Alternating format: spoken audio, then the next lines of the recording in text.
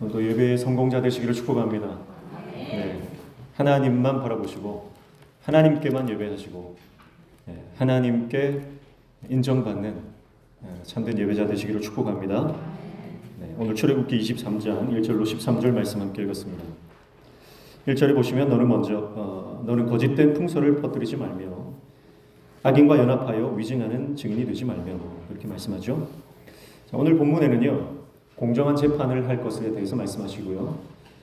그리고 원수에게도 자비를 베풀어라 하는 말씀을 하시고 그리고 안식년과 안식일에 대한 말씀을 하시거든요.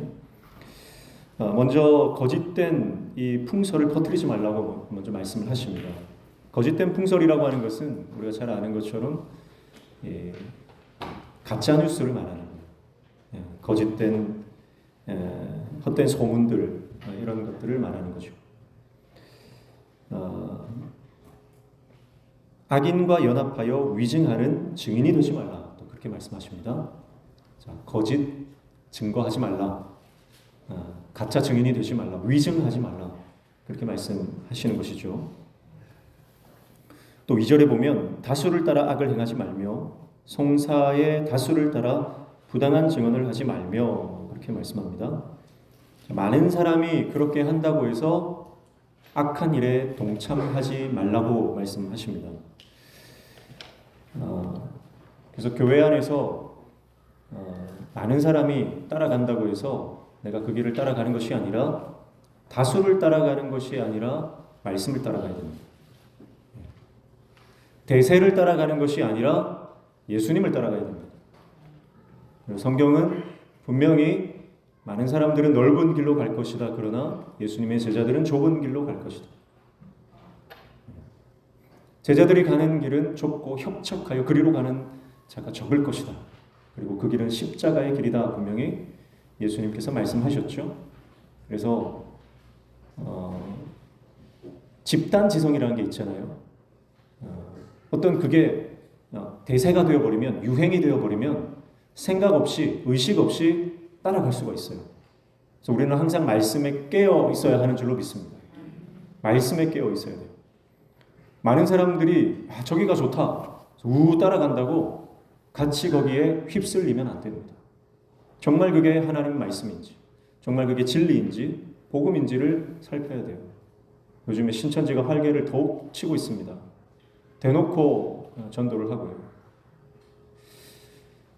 수많은 젊은이들이 몰려가니까 저게 뭔가 있나 보다 하고 더 많은 사람들이 미혹돼서 따라갑니다.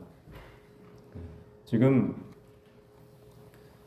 대학교 앞이나 또 도심 번화가에는 이 신천지 추수꾼들이 얼마나 극성으로 전도하고 있는지 모릅니다.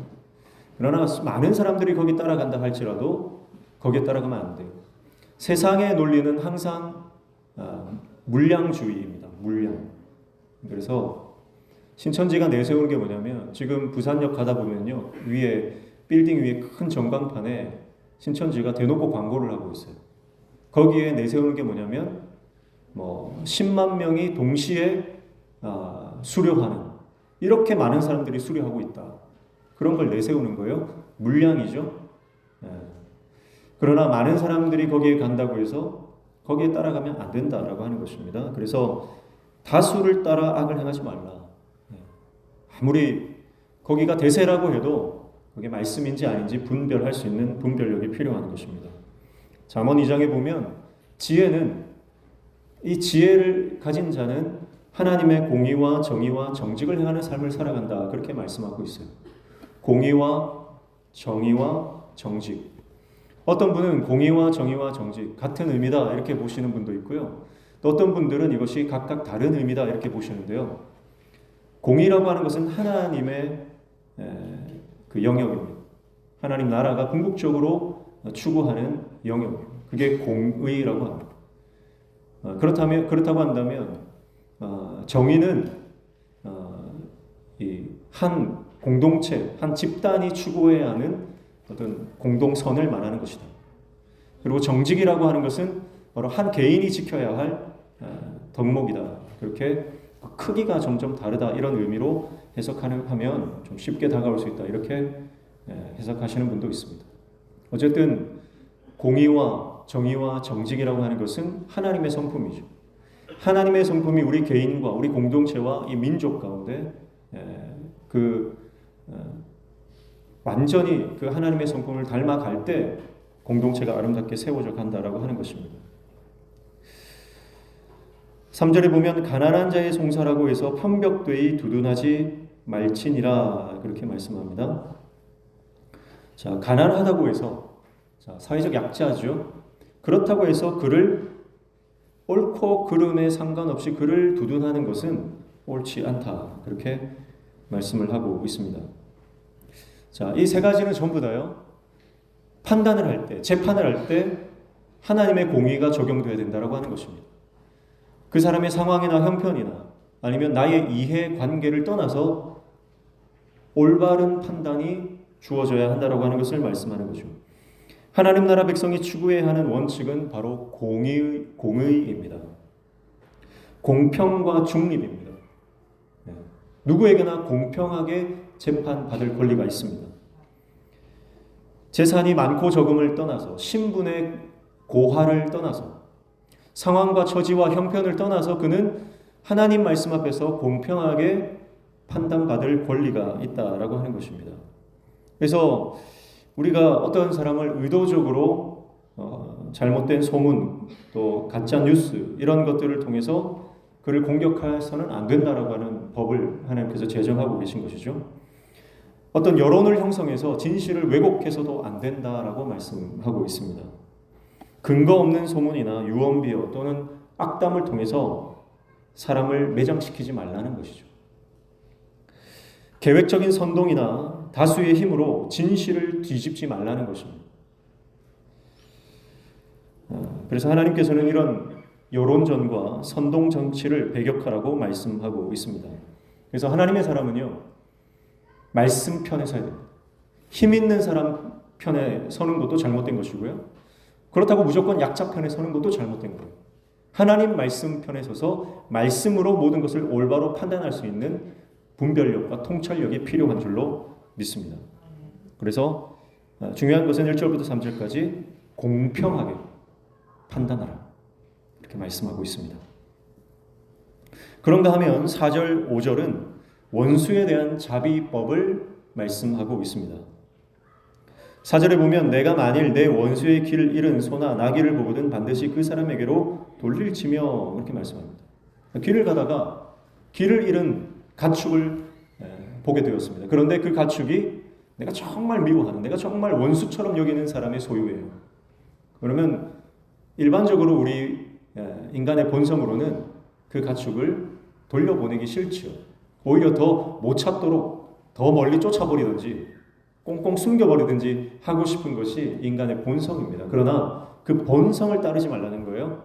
본성을 따르지 말고 말씀의 법을 따르라. 그 말씀의 법은 자비의 법입니다. 원수라 할지라도 그 원수에게 이 가축이라고 하는 것은요, 그가 생계를 이어가야 할 필수적인 수단이거든요. 그러니까 그에게 자비를 베풀어라.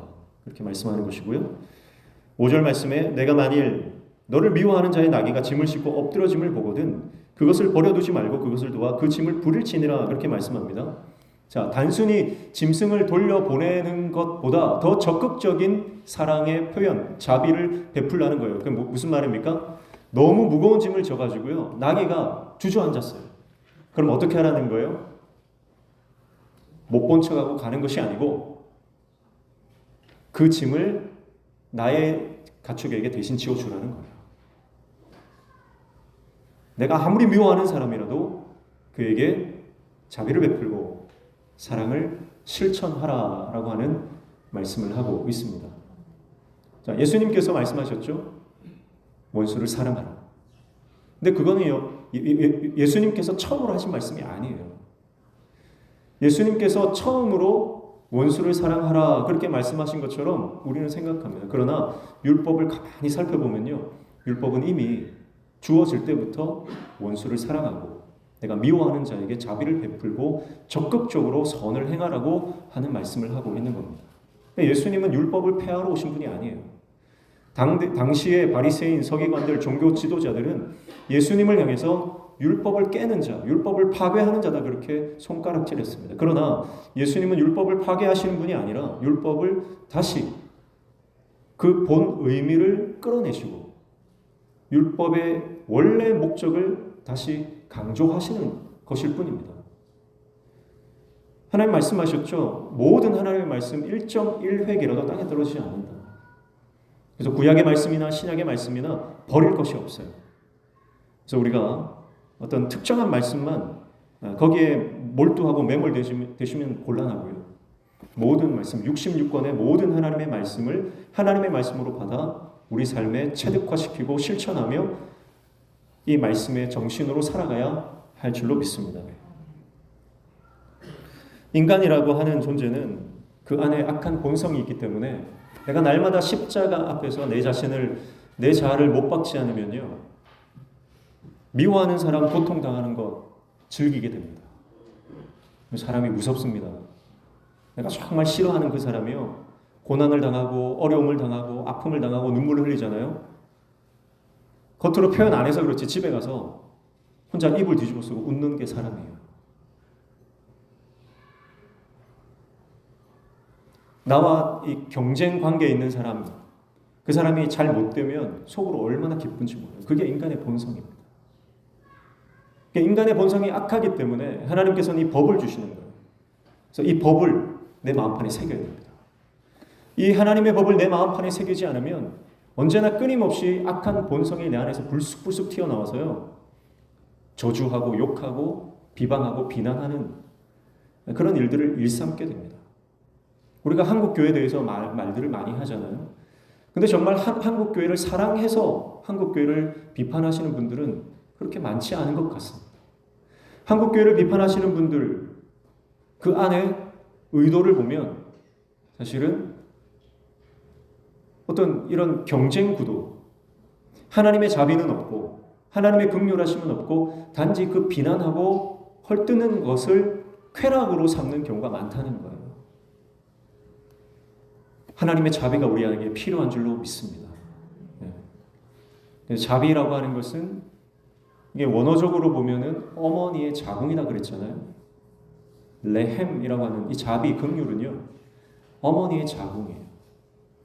아기를 임신하면 태중에 있는 아기에게 모든 관심이 쏠리고, 산모 같은 경우에는요, 모든 신경, 세포 하나하나가 내 뱃속에 있는 아기에게 집중하게 됩니다.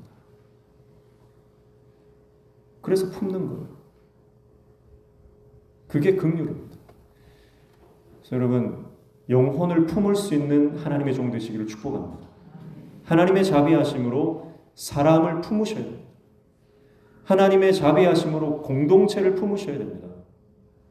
하나님의 자비로 교회를 품으셔야 됩니다. 하나님의 자비로 한국교회도 품으셔야 됩니다.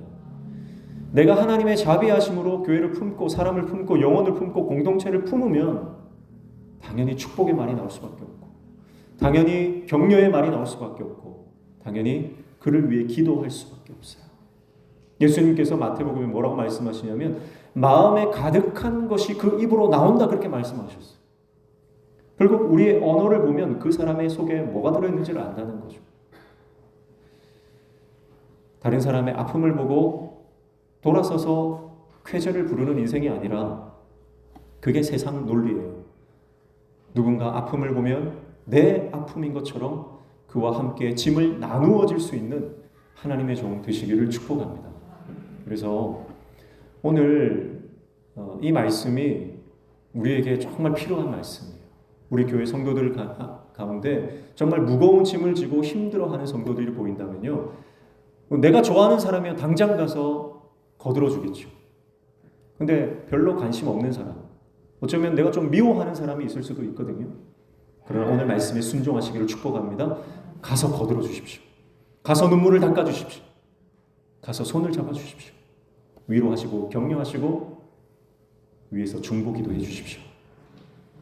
그때 성령이 역사하실 줄로 믿습니다.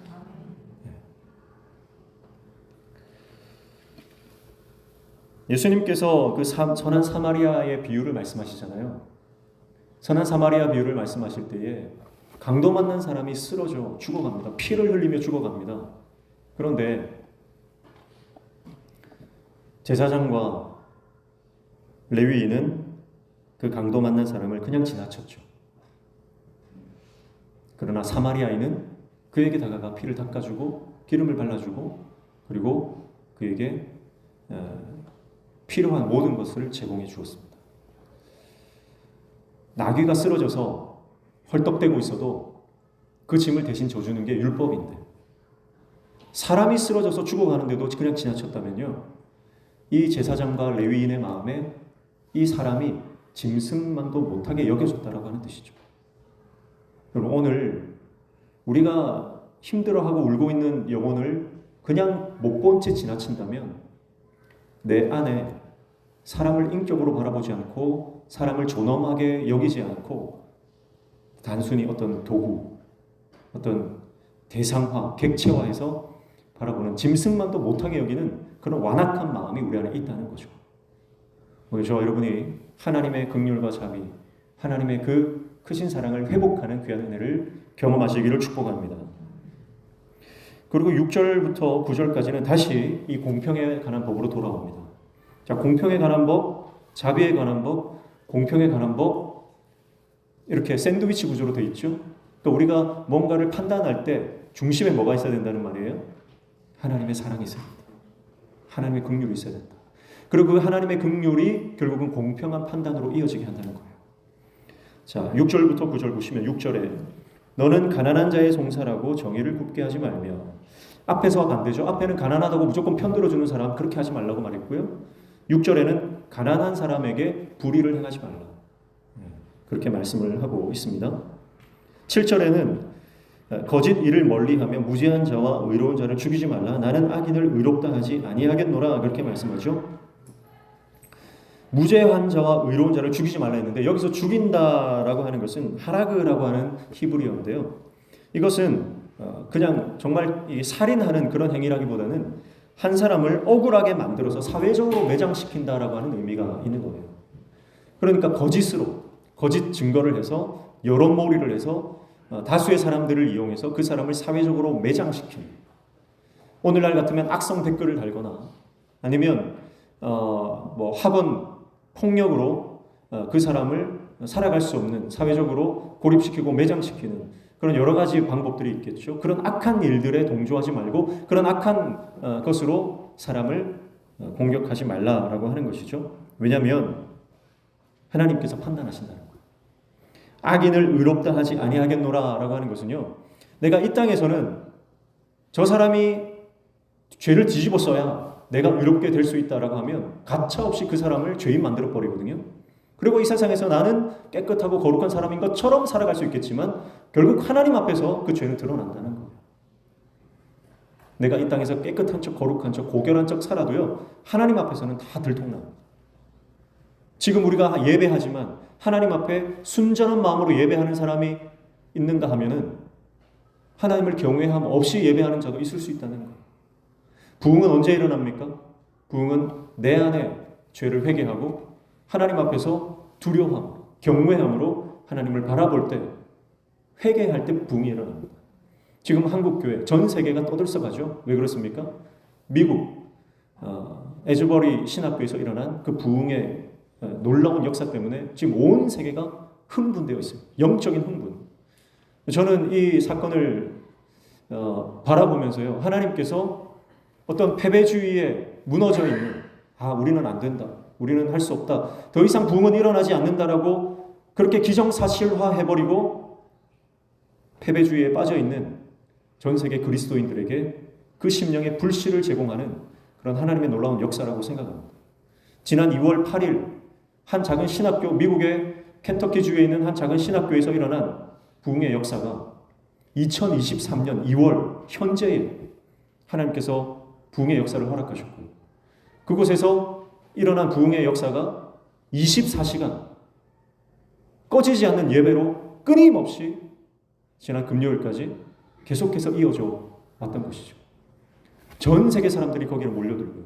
그 예배당 안에 들어가서 하나님을 예배하기 위해서 밖에서 6시간, 7시간을 기다려도 불평 한마디 없이 줄을 서서 기다리면서 기도하고 찬양하고, 그래 도저히 기다리다가 못 들어간 사람들은 캠퍼스 흩어져서 소그룹으로 함께 기도하고 중보하며 찬양을 하고 예배하는 모습들을 보면서, 여러분 거기에 유능한 부흥 강사가 와서 부흥이 일어난 게 아니에요. 실력 있는 찬양팀이 와서 부흥이 일어난 게 아닙니다. 몇몇 학생들이 울며 회개하며 하나님 앞에 엎드렸을 때 부흥의 역사가 일어나고, 그 부흥의 역사가 온 세계, 전 세계 가운데 그리스도인들에게 마음의 불씨를 지폈어요. 100년 전 이야기가 아닙니다. 지금 현재 일어나고 있는 이야기예요. 사랑하는 성도 여러분, 예수님이면 충분합니다. 예수님만 계시면 부흥은 일어나는 거예요. 근데 우리는 다른 것을 요구해요. 시스템이나 프로그램이나 유능한 강사나 좋은 찬양팀, 세션들, 이런 것이 없어서 부흥이 일어나지 않는다고 우리는 그렇게 마음속으로 스스로 착각하며 살아왔던 것이죠. 그러나 그것이 아니다.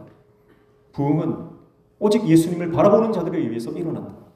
그것을 하나님께서 이번에 확실하게 우리에게 보여주신 줄로 믿습니다. 8절에 너는 뇌물을 받지 말라. 뇌물은 밝은 자의 눈을 어둡게 하고 의로운 자의 말을 굽게 하느니라. 그렇게 말씀하죠. 자, 뇌물에 대해서 강력하게 금지하고 계십니다. 자, 이 뇌물은 뭐 사회적으로도요, 뇌물을 받으면 이제 요즘에는 큰일이 나죠. 하나님께서는 이 뇌물에 대해서 경고를 하십니다. 뇌물이라고 하는 것은 주로 금전적인 거래이겠죠. 돈을 어떤 대가성을 띠고 그 돈을 주고 받는 것을 뇌물이라고 합니다. 그러나 더 넓은 의미에서 이 뇌물이라고 하는 것은요, 어떤 친분 관계에 있다고 해서 그 사람 편을 들어주는 것도 뇌물의 일종일 수 있습니다. 또 어떤 정치적 이해관계, 경제적 이해관계, 지금 당장 내가 어떤 금전적 이득을 취하지 않는다 할지라도 향후에 어떤 얻게 될 이해관계를 계산해서 내가 그 사람 편을 들어준다라고 한다면 그것도 일종의 뇌물로 포함될 수 있겠습니다. 뇌물을 바라는 순간 우리의 눈은 어두워집니다. 뇌물을 바라는 그 순간 우리의 판단력은 흐려집니다. 순수하게 하나님의 일을 감당해도요, 그 하나님의 일을 통해서 내가 개인적인 이득을 취하려고 마음을 품는 순간 그 하나님의 일은 인간의 일로 전락해버립니다. 아무리 작은 일이라도 그렇습니다. 여러분, 내가 교회 학교에서 교사로 어린 학생들을 섬길 때 어린 영혼의 심령에 말씀을 심고 예수 그리스도를 전하기 위해서 한다면 그것은 정말 영광스러운 일이죠. 그러나 내가 이 일을 하면서 내가 인정받아야지, 내가 높아져야지, 내가 사람들로부터 칭찬받아야지 하고 생각하는 순간, 여러분, 그것은 하나님의 사역이 아니라 인간의 일로 바뀌어 버리는 것이죠. 그의 모든 사역이 마찬가지입니다. 하나님을 바라보고 예수 그리스도를 위해서 우리가 그 사명을 감당할 때에 우리가 하나님의 영광이 드러나게 될 줄로 믿습니다. 나의 이익과 개인적인 욕망을 위해서 하나님의 일을 사용하지 않기를 축복합니다. 9절에 보면 너는 이방 나그네를 압제하지 말라. 너희가 애굽 땅에서 나그네 되었은즉 나그네의 사정을 아느니라. 그렇게 말씀하죠. 나그네, 게르는 지난번에도 살펴봤지만 보호받을 국가가 없는 그런 외국인들을 말하고 있습니다. 이 외국인들을 붙들어야 하는 것은 이 외국인들에게 올바른 판단을 하고 공정한 대우를 해야 되는 이유는 바로 이스라엘 백성들이 과거에 이방인이었기 때문입니다. 과거의 삶과 그 과거의 삶을 청산해 주신, 구원해 주신 하나님의 은혜를 기억한다면 그 이방인들을 학대하지 않고 그 이방인들을 공평하게 대우할 수밖에 없는 것이죠. 하나님 백성으로서 마땅한 일이다라고 하는 것입니다. 사랑하는 성도 여러분, 날마다 주님의 은혜를 기억하고 받은 은혜에 감사하며 그 받은 은혜를 나눌 수 있는 하나님의 종들 다 되시기를 축복합니다. 하나님이 주신 은혜에 만족하면요, 공평하게 판단할 수 있습니다. 그러나 하나님이 주신 은혜에 만족하지 못하고 더 많은 것을 내가 요구하고 원한다면 공평의 길에서 벗어날 수 있어요. 하나님이 주신 나의 생명과 재산과 건강과 가족과 내가 지금 살아가고 누리고 있는 것에 만족하며 하나님께 감사할 수 있는 하나님의 종들 다 되시기를 축복합니다. 그래서 오늘 1절부터 9절까지는 공평에 관한 그리고 자비에 관한 법을 하나님께서 이스라엘 백성들에게 주시고 있습니다. 그리고 10절부터 13절까지는 안식년과 안식일에 대한 법을 주시죠. 먼저 10절, 11절은 안식년에 대한 법인데요. 10절 보시면 너는 6해 동안은 너의 땅에 파종하여 그 소산을 거두고 11절 7째 해에는 갈지 말고 묵혀두어서 내 백성의 가난한 자들이 먹게 하라. 그 남은 것들은 들짐승이 먹으리라. 내 포도원과 감람원도 그리할지니라. 그렇게 말씀합니다. 무슨 말입니까? 농사를 짓는데요. 6년 동안 농사를 짓고 나서 7년은 그 땅을 묵혀두라는 거예요.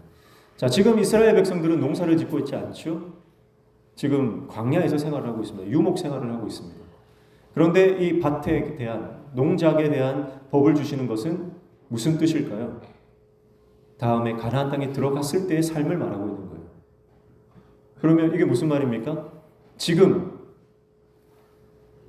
자신들의 땅 한 평 없는 상황이지만 하나님께서 땅을 주시겠다는 말이죠.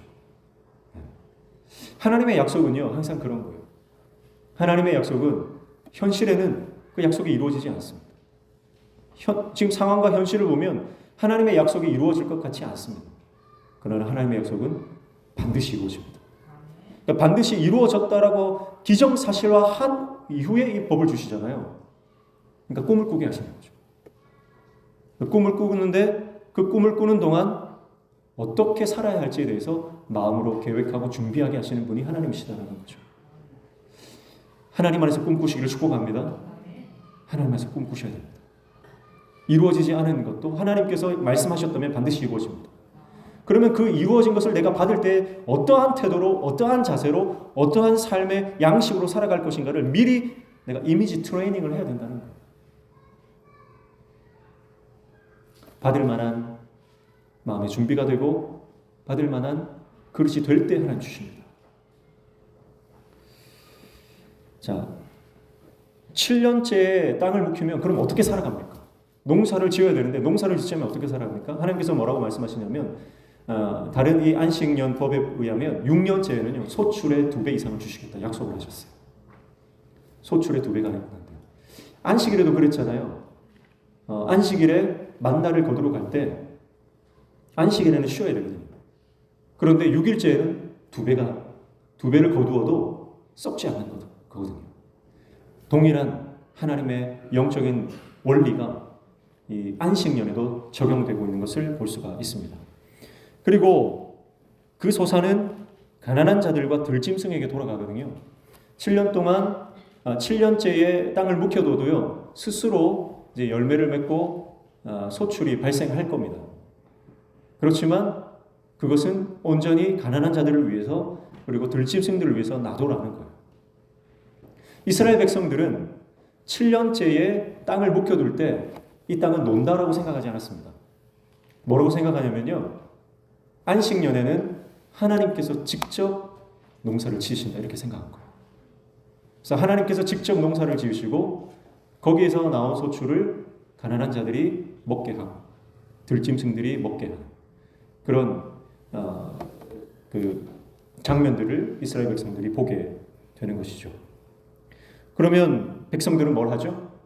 농사를 중단하고 그 한 해 동안은 온전히 하나님을 예배합니다. 온전히 하나님을 예배합니다. 사역이 아니라 일이 아니라 온전한 예배자로 회복되는 거죠. 그리고 감사의 예물을 바치도록 하나님 말씀하시죠. 자, 이런 삶이 가능하게 하셨던 것은 바로 하나님의 놀라운 기적의 역사 때문이죠. 6년째에 2배의 소출을 내게 하시고 그리고 하나님께서 그렇게 역사하실 거라고 하는 믿음을 가지고 그들이 순종했기 때문에 일어나는 놀라운 역사입니다. 사랑하는 성도 여러분, 오늘 우리도 이 안식년이 필요한 것 같아요. 안식년.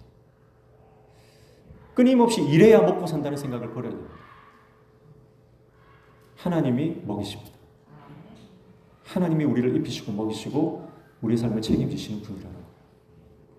이어서 보면 12절부터 13절은 안식일에 대해서 말씀하시죠. 너는 엿새 동안에 내 일을 하고 일곱째 날에는 쉬라. 내 소와 나귀가 쉴 것이며 내 여종의 자식과 나그네가 숨을 돌리리라. 그렇게 말씀합니다. 자, 안식일에는 모두가 쉬어야 됩니다. 예외가 없습니다. 그래서 여종의 자식, 나그네, 소, 나귀까지 언급하시는 것은요, 이 사람들만 쉬라고 하는 것이 아니라 배제될 수 있는 사람들까지 다 소개를 하고 있는 것은 모든 사람과 모든 가축이 쉬어야 된다라고 하는 것을 말씀하고 있는 것입니다.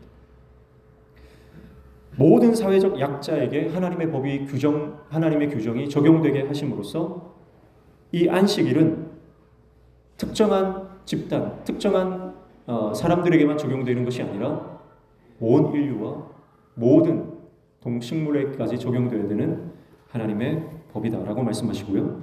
그리고 13절에 내가 내게 이른 모든 일을 삼가 지키고 다른 신들의 이름은 부르지도 말며 내 입에서 들리게도 하지 말지니라 하는 것은 바로 하나님만을 예배해라 그 말씀이죠. 안식일에 해야 되는 것도 하나님을 온전히 예배하는 것입니다. 사랑하는 성도 여러분, 하나님은 하나님의 백성들, 하나님을 예배하는 자들에게 쉼을 주시는 분입니다. 만약에 인간에게 쉼이 없다면 인간은 일하는 기계일 뿐입니다. 노동하는 도구일 뿐입니다. 그러나 하나님은 이 안식을 주심으로 우리가 얼마나 존귀한 자인지를 말씀하고 있는 거예요. 하나님이 6일간 일하시고 7일째 쉬셨죠. 7일째 쉬신 하나님의 그 루틴을 인간에게 그대로 적용하는 것은 6일 동안 일하고 7일째 쉬는 인간도 하나님과 동일하게 존귀하고 고귀하고 가치 있는 존재라고 하는 것을 말씀하는 것입니다. 일주일에 한 번 쉬는 것은 내가 일의 노예가 아니라 하나님의 종이다라고 하는 것을 믿음으로 선포하는 신앙의 고백입니다. 세상에 매여서 세상 종으로 사는 것이 아니라 하나님 안에서 자유를 누리고 안식을 누리고 쉼을 누리는 존재라고 하는 것을 우리가 하나님 앞에 예배하러 나와서 우리가 고백하는 것이죠. 그리고 안식년에는 모든 빚이 탕감되는 것처럼 모든 무거운 짐과 모든 빚으로부터 탕감받고 회복되고 구원을 누리는 놀라운 축복을 경험하는 날이 바로 안식일이고 안식년입니다. 요즘은 사회가 복잡하기 때문에 주일을 안식일로 지키지 못하고 예배하러 못 오시는 분들도 많이 있습니다. 이런 분들은 안식일을 어겨서 하나님 앞에 죄를 짓는 것인가? 그렇지 않습니다.